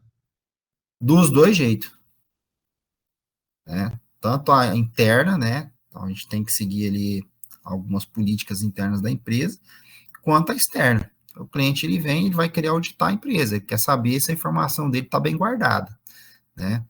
E como são ambientes separados, então, como é uma empresa de OEM, então, por exemplo, tem um ambiente totalmente separado que não enxerga o ambiente de outro cliente, né? E aí isso é o que interessa para ele. E aí a gente trabalha com o que dá, né? Então tem muita ferramenta que a gente usa lá de segurança, né? Tem as ferramentas de conscientização para fazer as campanhas de phishing, a gente pega quem são os usuários que clicam ali à torta e à direita e a gente faz uma campanha de conscientização, olha, não clique em links que você não conhece, né? Não solicitamos que você altere a sua senha de usuário via e-mail, né? Então, você tem que começar a trabalhar, né? A gente coleta, depois trabalha essa conscientização, né? Aí tem um usuário que desacostuma e começa a fazer senhazinha comum, senha que já é vazada, aí você tem que ir trabalhar de novo, falar, olha, crie senhas complexas, não transfira sua senha para ninguém, né? Para não acontecer de vazar informação indesejada e nego acessar o que não deve. Você atua na contra-inteligência, né? Exatamente. Ô Cunha, como é que quando eu estava indo para a reserva, ano passado, o Exército já estava com implantado o FortiGate como firewall. Sim. Na época que você saiu, não estava ainda, né? Quando eu saí, eu fiz digamos assim, a descrição do equipamento que seria adquirido, né, para poder colocar dentro do certame. Então, eu não tive esse bel prazer de colocar aí o FortiGate para rodar. Na época, a gente era mais rústico, né, botava o PFSense. Então, que diga-se de passagem, uma excelente ferramenta, né? Eu, quando cheguei na empresa que eu estou hoje, a primeira coisa que eu fiz foi tirar o squidzinho requerelo que tinha lá e coloquei um PFSense com tudo que tem direito, né? Então, assim, tem essa diferença, mas o bom do FortiGate é a facilidade, né, cara? É uma ferramenta que é completa. Então, cara, Nessa, hoje nessa a empresa gente que você tem está, lá vocês estão usando o FortiGate também? a gente está usando FortiGate. Quando eu cheguei era Juniper, né? E aí a gente migrou para o FortiGate. Cara, fantástico. É um equipamento bem robusto, né? Lá eu tô com a licença padrão, né, de Firewall, tem IPS, tem IDS, tem toda a parte de SSO, tem token para VPN, né? Então, um equipamento bem bacana. A gente tem a ferramenta deles de análise, né, para poder guardar todos os logs. Então, está bem completo. Bem completo. Faz a configuração do IDS e do IPS. Não é o pessoal de segurança, é o pessoal de infra? Cara, aqui hoje é a gente que faz. Não vi muita diferença pro exército, não, que fazia tudo e que continua fazendo tudo. Né? Mas a Monitoramento gente vocês fazem também com os ABICs, alguma coisa desse tipo? faz um monitoramento com os ABICs. Na época que eu entrei aqui, estava começando, praticamente não tinha nada mesmo, estava no zero. Só tinha acabado de instalar o servidor, mas não estava assim, bem configurado ainda. Então, basicamente, eu trouxe essa expertise que eu ganhei no Exército, inclusive, né, de mexer com os ABICs. Um grande companheiro de batalha, que foi o Tenente Lendo, aí me ensinou muita coisa na época, né, já era um cara que já tinha uma boa expertise na área de monitoramento, e eu trouxe para a empresa. Aí hoje a gente monitora serviço, monitora hardware, banco de dados, tá tudo lá. E estou começando a fazer um projeto lá, que é o Smart Factory, que é um projeto do instituto que a gente trabalha, para fazer todo o monitoramento, incluindo IoT, né, dentro da fábrica. E aí, a minha parte dentro do projeto é todo monitoramento via SNMP. E a ferramenta de adoção, obviamente, foi o Zabbix, né? E aí eu tenho tudo lá. A gente monitora tudo com ele. E os amigos também não é o pessoal de segurança, é o infra que faz a. É um infra que faz acontecer. É porque normalmente varia de empresa para empresa, né? Cada um organiza do jeito que é melhor, né? Mas essa parte de Blue Team, que isso daí é o time azul, é o pessoal que trabalha com a segurança voltada para a defesa, da proteção das infraestruturas críticas, né? O pessoal do time vermelho, que é o Red Team, é o pessoal do Pentest, é o pessoal que trabalha para verificar as vulnerabilidades, mas com a ética profissional ali do ethical hack, né? Sem fazer ali quem criar dano para a empresa, né? Sim, sim. Mas é legal saber que vocês executam aí a infra e a parte de segurança de infraestrutura, né? No exército a gente fazia tudo isso daí, é tudão, faz né? tudo, Tudão, faz tudão. É assim, eu já ouvi a seguinte frase, né? É uma frase militar também. Militar é o seguinte, ele tem um mar de conhecimento com um palmo de profundidade. Né? Então, realmente, você tem que dominar muitas ferramentas, tem que dominar muita tecnologia pela escassez de mão de obra. Mas do mercado corporativo, nem todos estão diferentes disso. Tá? Muita coisa a gente abraça aqui na empresa que eu trabalho, né? Essa parte de segurança, recentemente a gente teve que responder uma auditoria pesada, né? Com mais de 89 perguntas, um questionário, você tem que provar e você tem que adequar o firewall para as demandas que o cliente exige, então eu tive que fazer muita coisa, né? A configuração adequada de VPN, né? Cheguei a ser questionado por um time de TI lá da China, quando ele perguntou assim, mas como é que você sabe que o meu IP que está passando aqui no meu equipamento? Eu falei assim, é porque chega aqui no meu, ué, né? Então, você saber fazer a leitura de logs, né, você entender, né, o que está acontecendo no ambiente, eu acho que era uma das coisas que eu tentava fazer dentro do Exército. Entender o que está acontecendo no ambiente. Porque como é que você vai propor uma solução de um problema se você não entende o ambiente? Né? E isso eu aprendi um pouco na minha jornada antes de entrar no Exército, porque quando você implementava uma solução, trabalhava com outsourcing de impressão, né? E todo mundo acha que impressora é só botar o Ctrl+P lá e tá imprimindo, e não é, né? Então, quando eu implementava uma solução para imprimir, por exemplo, diagnóstico médico por imagem num hospital, e você ia para um outro ambiente que supostamente seria a mesma coisa, você fazia igual, chegava lá, não funcionava. E aí? Então, você tem que entender o ambiente. Então, o fato de você entender o ambiente vai te dar um direcionamento do que você tem que fazer. Eu tenho que acionar uma equipe de segurança, eu tenho que acionar a equipe de desenvolvimento, eu tenho que acionar a equipe de infraestrutura, né? Eu tenho que elevar aqui, se eu não tenho recurso, eu tenho que contratar uma empresa, o que você vai fazer, né? E acaba que isso me deu um pouco de vantagem, porque por mais que eu não domine a segurança da informação, todas as ferramentas de segurança da informação, eu consigo dar um direcionamento do que eu preciso, né? Um dia eu fui questionado da empresa assim,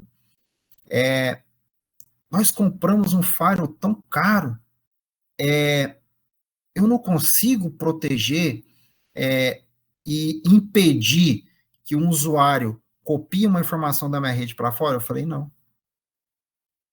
Como assim não? Porque essa não é a função do firewall. Nosso ambiente não tem segurança contra vazamento de informação. Né? O meu inimigo é interno. Se eu pego um documento confidencial e eu tenho acesso à internet, que eu posso acessar o meu e-mail pessoal, o que me impede de vazar a informação? Nada.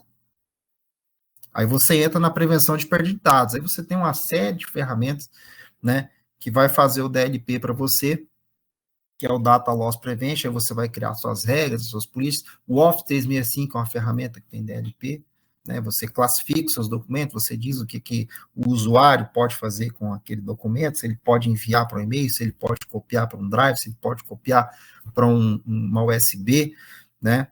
Então, aí a gente vem trabalhando e, por exemplo, agora eu estou numa fase de implantação de DLP. Estou criando políticas para evitar que as pessoas propaguem, né, vazem com as informações da empresa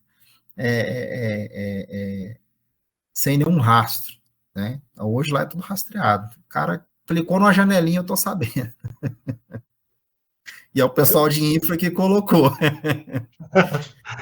Você sabe que estava lembrando aqui, quando eu estava lá como chefe da seção técnica de informática, eu tinha criado, eu tentei criar todas essas coisinhas, infra,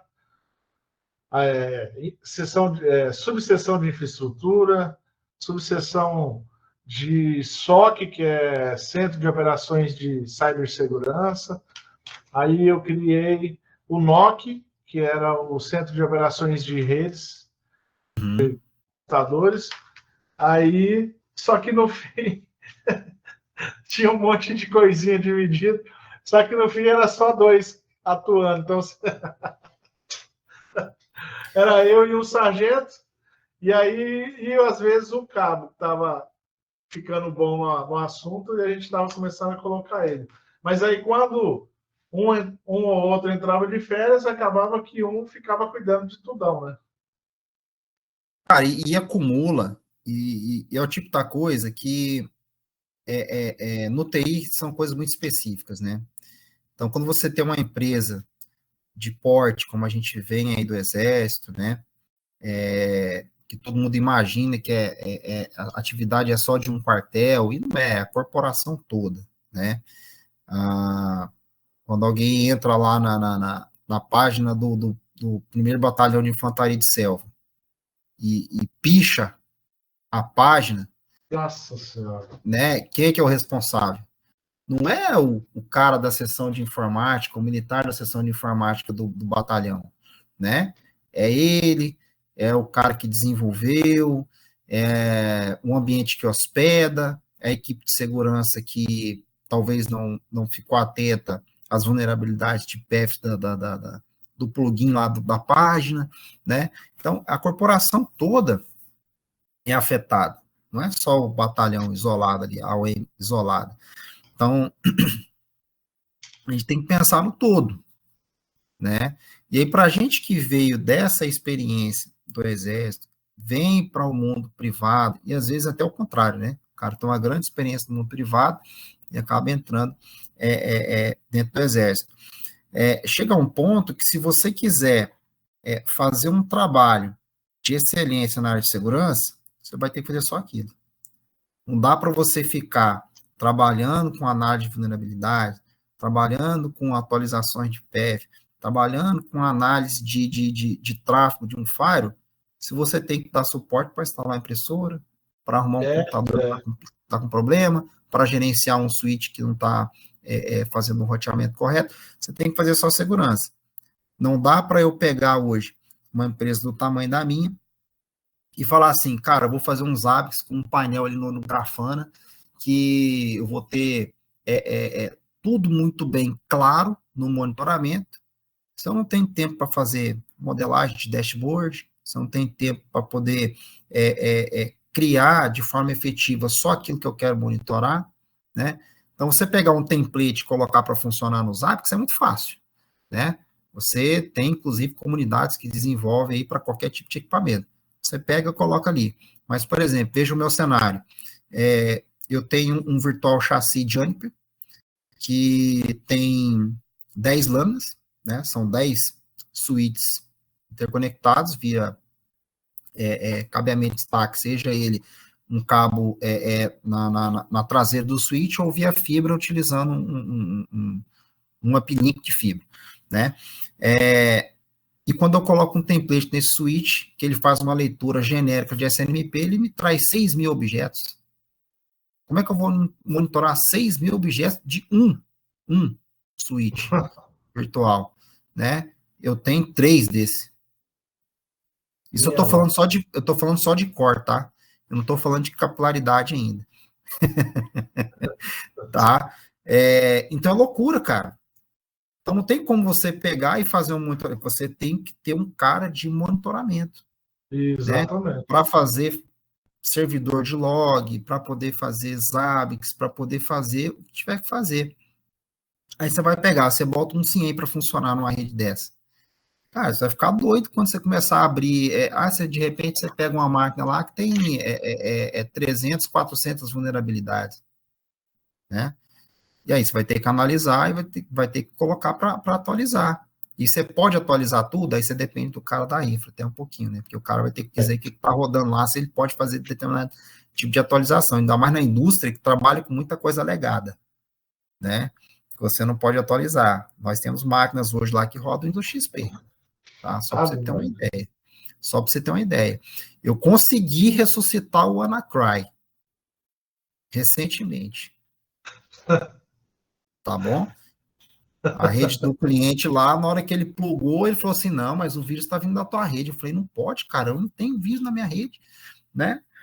E aí eu não tenho time de segurança para avaliar isso, né? E aí eu falei, cara, não pode, você trouxe essas máquinas aí que tá bichado, pô, porque eu não tenho alerta, não tenho nada, eu tô com antivírus rodando, atualizado, tudo bonitinho. Mas aí eu não sabia que a máquina que ele trouxe era o Windows 7 Service Pack 1. Nossa. Aí eu tenho um Windows XPzinho que está fora da rede, mas está interconectado, né? Não posso botar antivírus nele, porque senão ele para, né? A máquina não tem mais suporte, o fabricante nem existe mais, e aí ele tem que ficar ali isolado. Na hora que o cara plugou o computador dele na rede com a vulnerabilidade aberta, o que aconteceu? Eu infectei 30 computadores assim, ó. Nossa Senhora. Né? O projeto, aí você não tem escritório de projetos, é outra vertente, né? Eu lembro que um dos nossos temas é projeto, então você não tem um escritório de projetos. Quem faz o projeto de infraestrutura é o analista de infra, né? E aí, não foi dito, olha, eu quero uma rede isolada, eu quero isso, eu quero aquilo, não foi dado os pré-requisitos da rede, né? Só falou o seguinte, olha, eu quero funcionando tal dia. Eu usei uma certa prática comum da empresa, de como está estruturado hoje, pumba, de repente, quando ligou tudo, começou, não, tá travando, tá parando, cara, não é possível, velho. Aí os caras, eu falei, cara, mas você tem antivírus nas suas máquinas? Não, não tem. Eu falei, pô, mas isso você me quebra, velho. Aí baixou um antivírus da China lá, porque tudo é deles, né? E rodou, pegou o WannaCry. Aí eu falei, cara, só tem um jeito, vou isolar a rede. Só falaram assim, cara, só quero que funcione. Eu falei, tá bom. Aí isolei a rede, né? Tirei qualquer tipo de acesso para a porta de 445, né? SMB. Hoje lá não pega compartilhamento, aí é uma briga, porque senão é uma cultura do cara que está acostumado a digitar um / alguma coisa para pegar um arquivo na rede. Eu falei, não tem, cara. SFTP tá aqui, configurei, eu tenho lá um FreeNAS, né? Antigo FreeNAS, né? Então, botei o bicho lá para funcionar, e que agora é o TrueNAS, né? Fantástico, sou muito fã. Cara, na verdade, eu sou um puxa-saco de tudo que é pinguim, né, bicho? Que é pinguim, tudo que é capetinha aí do FreeBSD. Eu curto bastante, né? E aí, eu falei, olha, tá disponibilizado aqui o serviço, então você vai puxar tudo daqui. Aí você tem que colocar, né, para o usuário, isso é uma barreira, né? O cara que não está acostumado a pegar via FTP, né? Então você acaba mudando o conceito. Então você tem que ter a equipe de escritório de projetos para poder fazer um projeto, para trabalhar com essas demandas, você tem que ter o card de segurança, tem que ter o card de monitoramento. Só que aí, para um ambiente muito grande, né? Um ambiente muito grande. Aí a gente passa esses desafios aí e tenta fazer de tudo um pouco, já quando não tem as equipes específicas. Ô, Cunha, eu estava vendo uma notícia aí, já faz um tempo já, sobre nuvem. E a gente sabe que a nuvem ela ganhou uma força muito grande devido à pandemia, né? Aham.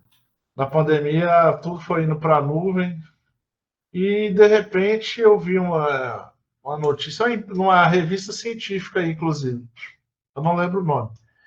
Estavam dizendo que muitas indústrias estão revendo a possibilidade de voltar a ter a infraestrutura local. Você chegou a ver esse tipo de informação também, não?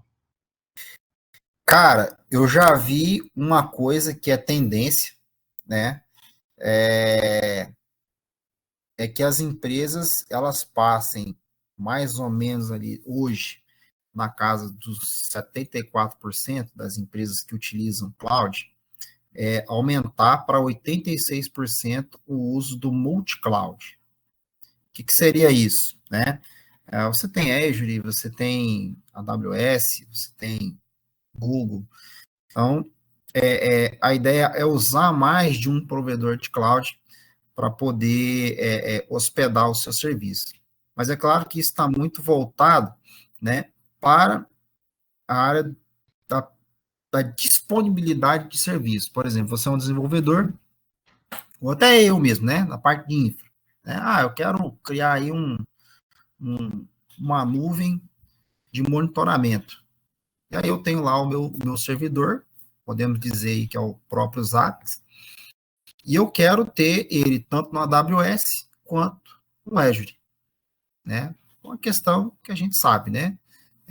Aplicabilidade do tipo do serviço que é prestado dos diferentes provedores, disponibilidade, se um cair, o que acontece, vai manter o outro, né?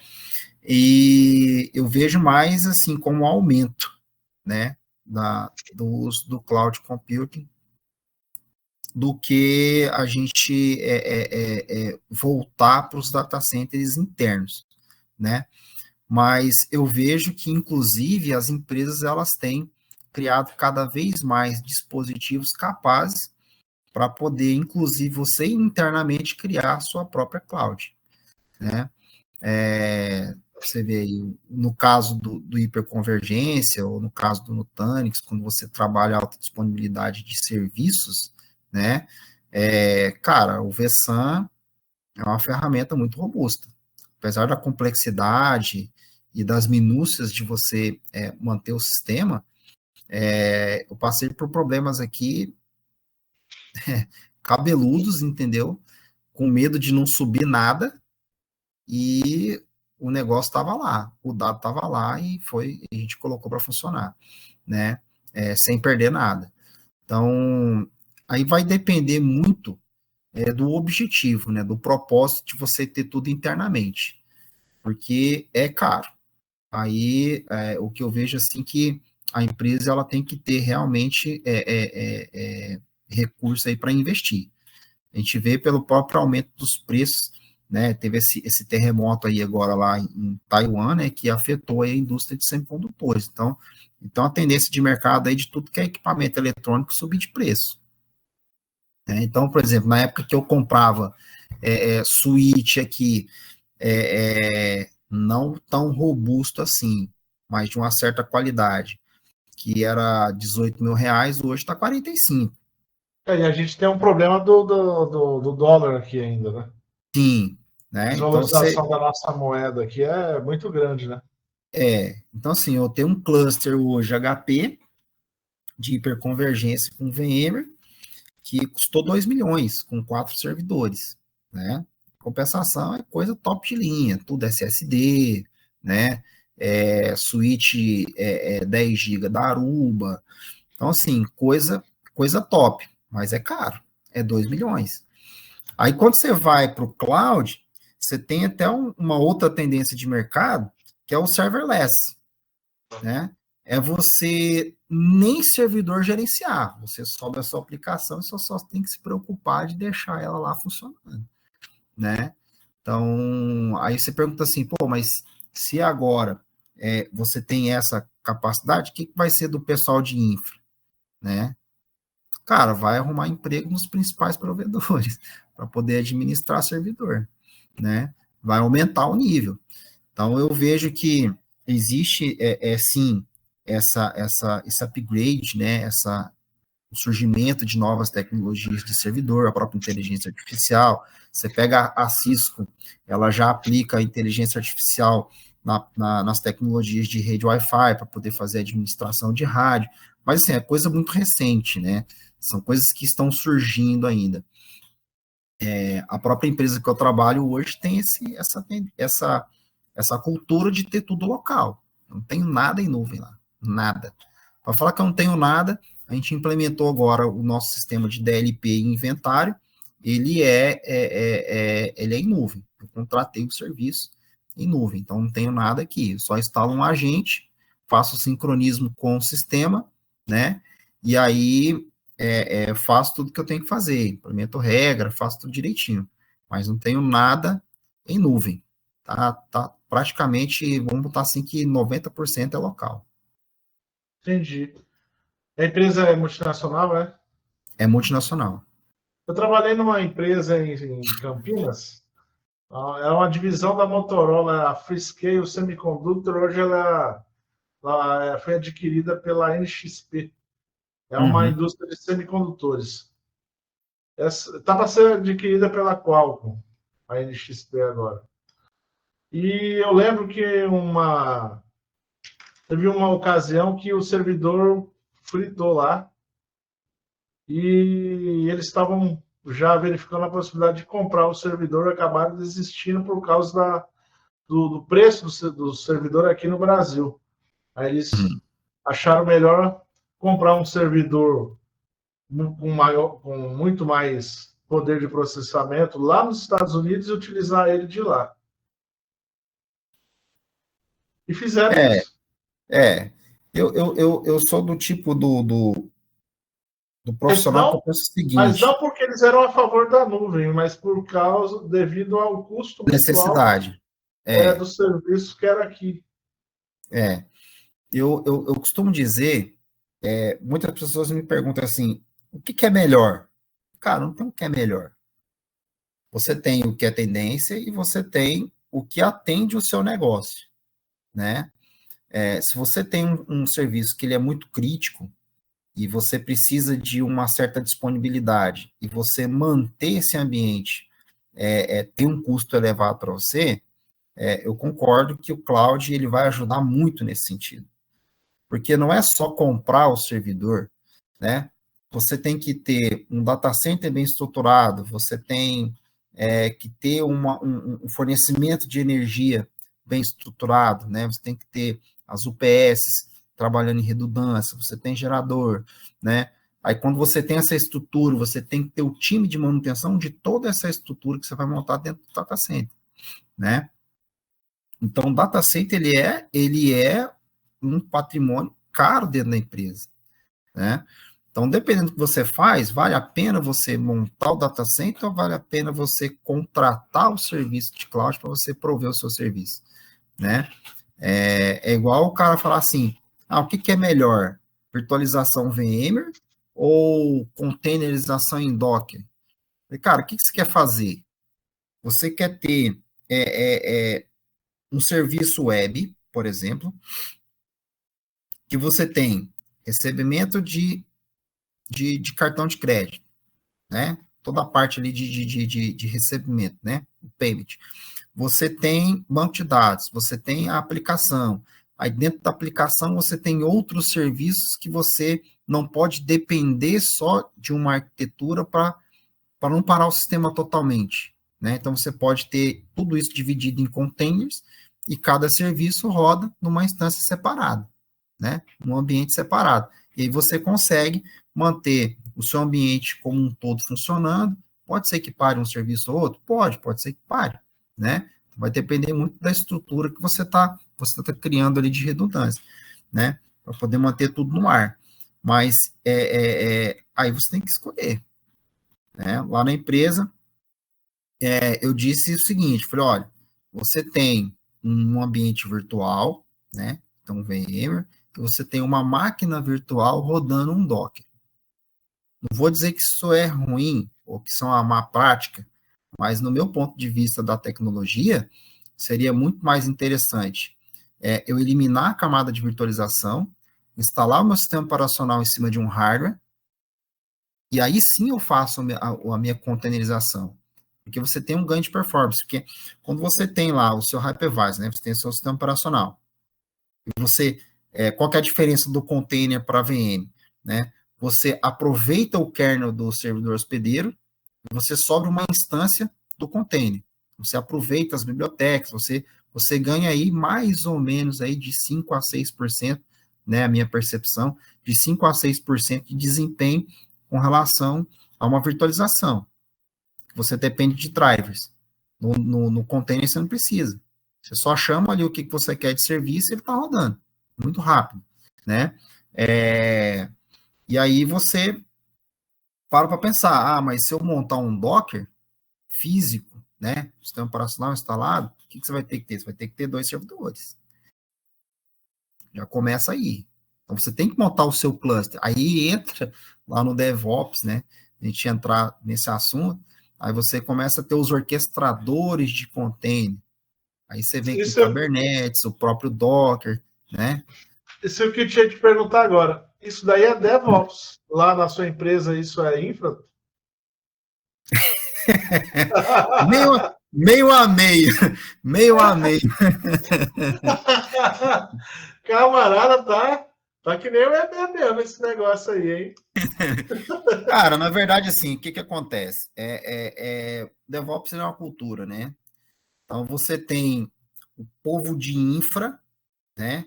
Que vai ter que entrar um pouco dentro da programação, porque quando você fala assim, eu tenho os hábitos, eu tenho Docker, como é que fica quando você precisa integrar sistemas e você precisa construir uma API para fazer eles se falarem? Aí você entra um pouco no desenvolvimento, que você vai ter que entender de alguma linguagem, tem que ser o shell script, né? Para poder você criar essas APIs. Aí você pode criar em shell script, pode criar em C#, você pode criar em Node, né? Tem N ferramentas aí para você criar essas APIs, né? O próprio Net Framework, né? Você pode utilizar para poder criar as suas APIs. E aí você entra nesse universo. Você é um cara de infra, tem que saber um pouco de programação, e você é um cara de desenvolvimento que você tem que entrar um pouco na infraestrutura, porque você tem que entender como é que o sistema operacional funciona para você subir um serviço em Docker, né? Já peguei muito camarada lá que fala assim, pô, cara, não estou conseguindo subir aqui, eu não sei o que é, e era um comando Linux que o cara não conhecia, que o cara estava colocando com a sintaxe errada, né? E aí a gente vai conversando ali, desenvolvimento, infraestrutura, e você vai colocando a máquina ali para funcionar, né? E aí você fica nesse universo, e a gente lá faz um pouco disso. Então, quando tem que reiniciar um servidor, por exemplo, lá, o nosso Docker Server, né?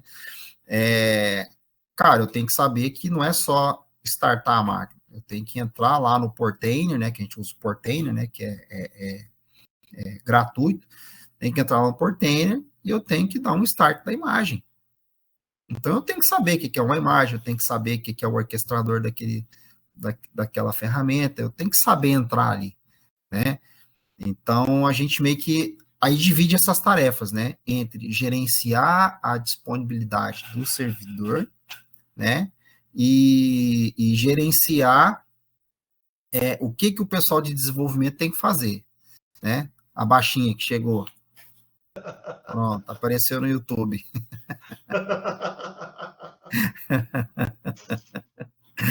Aqui é assim, mano. Quem sabe faz ao vivo. Né? E é o grude, cara. Esse aqui é um grude. Quando você foi para a reserva, não, essa cultura do DevOps não estava com força como hoje, né? Não estava com força, mas eu tive um chefe de seção que, cara, uma pessoa fantástica, o Major Trajano. e tá na reserva, tá lá no Ceará, curtindo a vida dele, né? Ele falava assim, Cunha, tem que largar a mão no negócio de VMware, de Proxmox. Cara, isso não é o futuro, não. Sabe o que é o futuro? O futuro é container. Você tem que mexer com Docker. Eu falei, cara, que diabo é Docker? Aí, quando ele falou container, isso aí ficou na minha cabeça. E quando eu comecei a estudar o Proxmox, aí eu vi a existência do Linux Container. Falei, cara, então é isso aqui. Eu vou implementar Proxmox no Exército. Quando o futuro que ele está dizendo chegar, eu já tenho Linux Container. Mas não é bem assim que funciona, né? né? O futuro chegou, você tem containerização, mas quem domina hoje, né? Pelo menos dentro do meu conhecimento, é Docker. Né? A maioria dos conteúdos que eu vejo de utilização de container é Docker com orquestração de Kubernetes, né? Você tem outros, né? Kubernetes trabalha com outros tipos de container, mas a gente usa muito, muito, muito Docker, né? E o Linux Container, onde é que fica nisso? Eu quase não vejo ninguém usando, né? Mas naquela época realmente não era latente, não, mas já tinha esse camarada aí, né? O senhor aí já de 50 anos que falava, olha, estude isso daqui, que isso daqui é o futuro, e tá aí, né? Acertou, né? Ele O futuro já acertou. chegou, ele acertou, o futuro já chegou. E ele tá na praia e a gente seguindo a missão aqui na Isso, TI. continuou no desespero aí. Bom, Cunha, a gente está chegando aqui numa etapa final aqui da nossa live. Eu queria mais uma vez lembrar a todos para curtir o nosso conteúdo, assim o YouTube entende que nosso conteúdo é relevante e leva esse conteúdo para mais pessoas. E não esquecer de se inscrever no canal.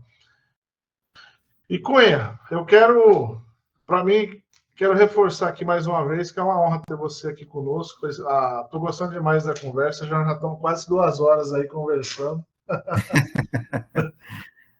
Ontem foi do mesmo jeito, ontem foi 2 horas de conversa e eu estou vendo que hoje aqui vai ser do mesmo jeito. E espero que esteja sendo para você também, né? Cara, para mim é sempre bom. Eu até conversando no trabalho, né, o pessoal falou assim, rapaz, essa live aí acho que vai longe, né? Eu falei, cara, eu acho que vai, porque eu falo pouco. O camarada que me convidou também tem uma bagagem que não é pequena, né? Rapaz, então se é para conversar, vamos lá. Conteúdo não falta.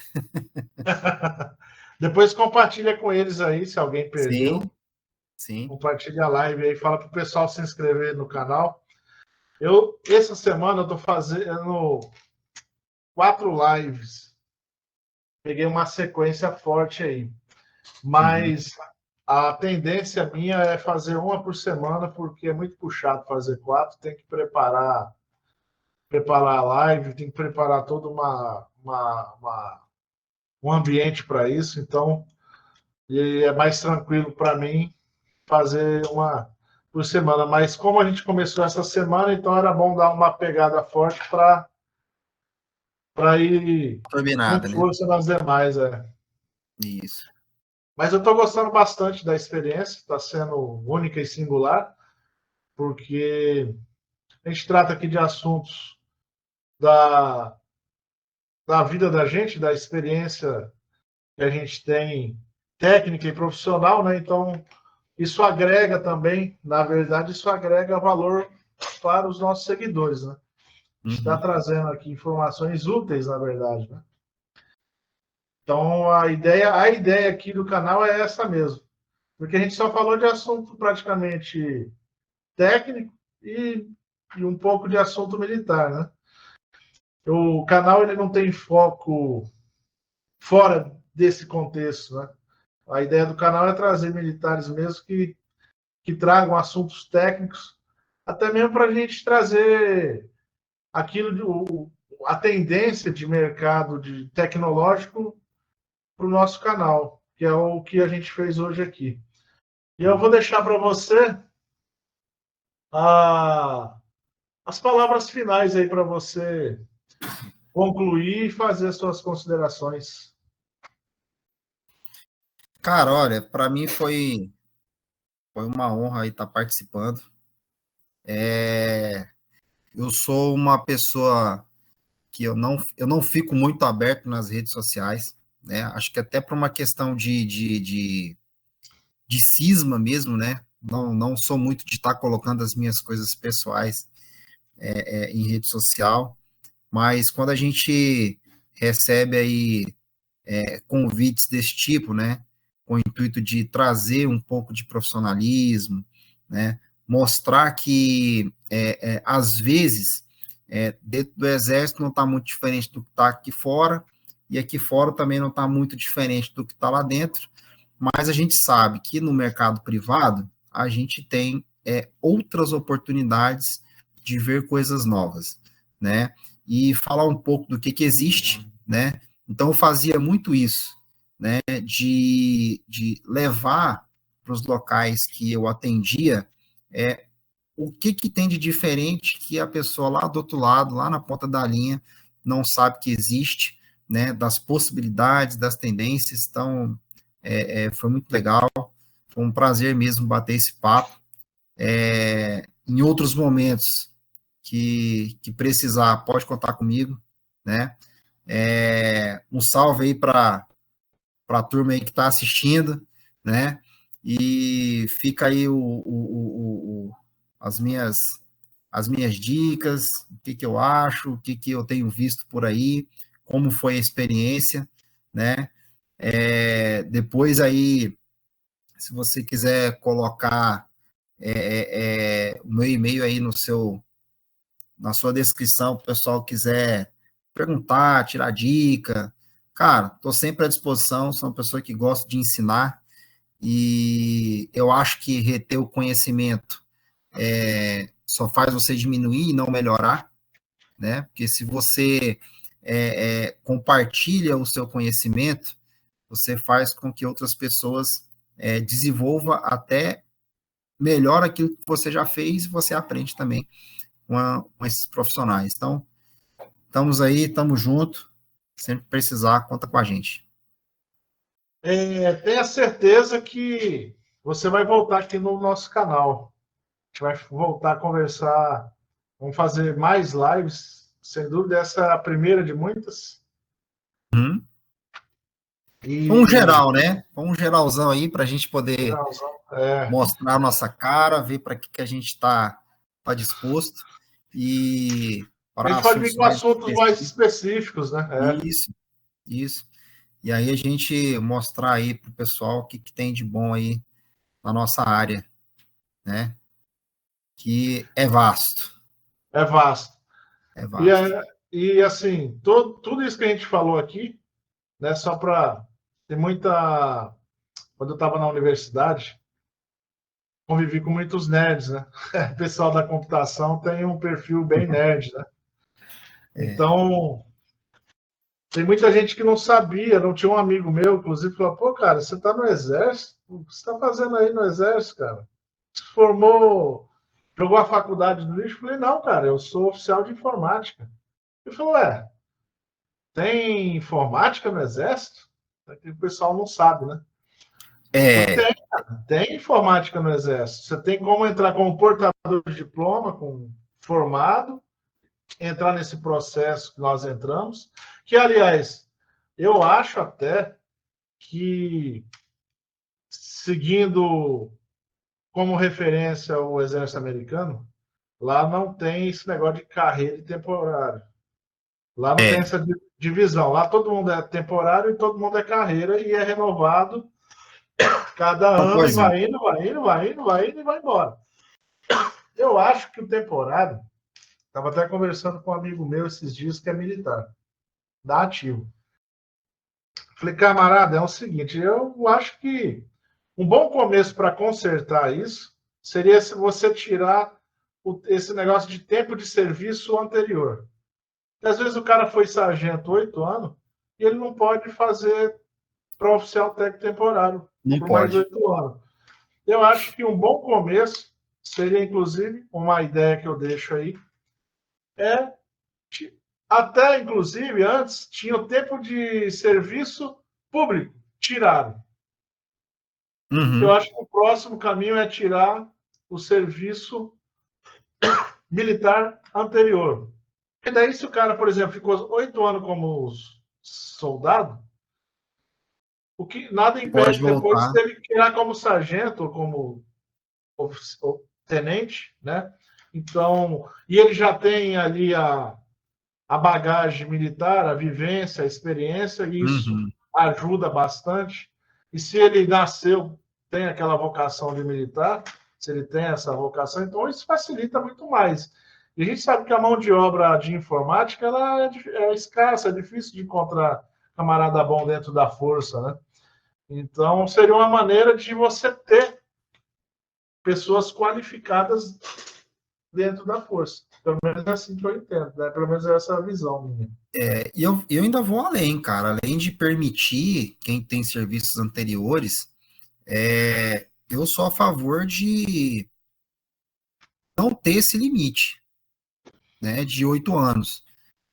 Cara, eu era uma pessoa totalmente voluntária, né, independente de ser de carreira ou não, eu era totalmente voluntário em continuar trabalhando no Exército, em contribuir para o funcionamento das coisas, né, porque é até um pouco daquela cultura americana que a gente vê muito do patriotismo forte, né? O cara ele é militar porque ele é patriota, não é porque ele tem um salário ou porque ele tem uma estabilidade, não, ele está indo porque ele quer servir o país dele, né? Isso. Então, eu tinha esse desejo, né? E aquela história da bolha, as pessoas não conhecem, cara. Por mais que seja, você tenha a opinião pública de que o Exército é uma das instituições mais confiáveis, mas eu vejo que a maioria só tem o conceito da formação do cidadão quando ele atinge a maioridade, né? Que ela vai aprender disciplina, vai aprender respeito, vai aprender hierarquia, vai aprender um monte de coisa, mas não tem a visão profissional, né? De outras áreas do conhecimento, né? Mas, viu, Cunha, é porque isso aí está dentro do exército social. Sim, O exército ele quer ter um papel social dentro da sociedade para o reservista. Sendo que nos Estados Unidos, eles não têm essa visão. Eles já teve, mas eles falaram, não, a gente precisa de camarada profissional aqui. Então, a sim. gente acaba com o serviço obrigatório e queremos aquele camarada que tem ensino profissionalizante, ensino técnico, faculdade, vamos trazer esse camarada para cá. E o serviço não é obrigatório. Sim. Né? Então, assim, e eu te falo para você, hoje, se falam assim, olha, se você tiver a oportunidade de voltar, eu volto, né? Com todo gosto, né? Porque foi bom, cara. E eu gostava do que eu fazia, eu gostava de estar lá na pontinha, ajudando, fazendo funcionar e fazer acontecer, né? Então, vou até, assim, além de tirar esse tempo anterior, falar, ó, tem que deixar mesmo ficar, é, tanto que tanto que a pessoa quiser, ou tanto que puder, né? Porque é interessante, no final das contas, indo para reserva ou não, você vai se aposentar e a sua aposentadoria quem vai te pagar é o governo, ou não, vai pagar uma Isso. privada, vai depender da educação financeira de cada um. Mas é isso aí. Acho que conheci, gostei, né? Não era minha paixão, mas se tornou, né? A, a, a, a dedicação pelo serviço militar, então foi muito legal. Era muito bom no meu stat, acertava os balaços tudo no negão, né?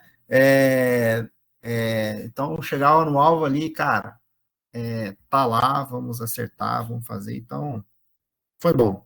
Tanto militar quanto técnico, foi bom demais. Beleza, tamo junto. Valeu, meu amigo Cunha. Mais algo a considerar aí? Acho que tranquilo. Vou revelar tudo para todo mundo, não. Quem quiser, assiste o próximo. Vamos fracionar a informação, né? Isso. Valeu, olha, muito obrigado mais uma vez, agradeço, é uma honra tê-lo aqui. Boa noite para você, um bom descanso e até a próxima. Até a próxima. Bom descanso para você também. E aí, vamos para cima aí nesse canal. Valeu, tamo junto, forte abraço. Falou, abração. The webinar has ended. Thank you for joining. Goodbye.